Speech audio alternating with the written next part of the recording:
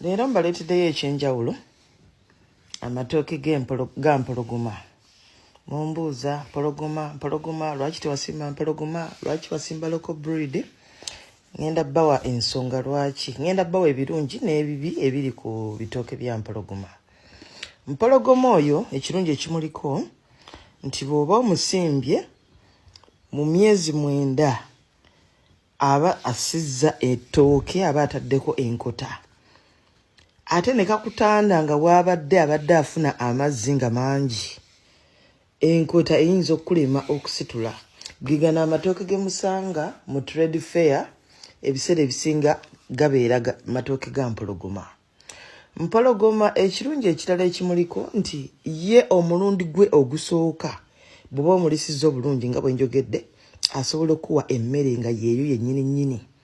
Naye obuzibu bwa mpologoma is a heavy feeder.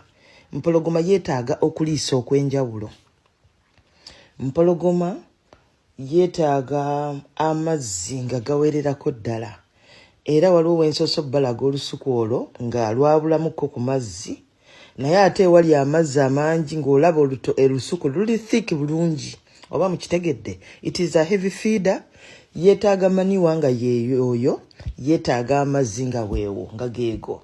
Nti mu budde bw'omusana bw'oba tolufukiridde ogenda kwesanga nga tolina lusuku. That is the disadvantage of planting mpologoma. Nti ate era ne mu myaka egy'emabega bwe twali tutandika okusimba ensuku, abantu bannayuganda balina kano nfe tetulya mpologoma. Mpologoma bamufumba tabuubira, awola mangu, that kind of thing.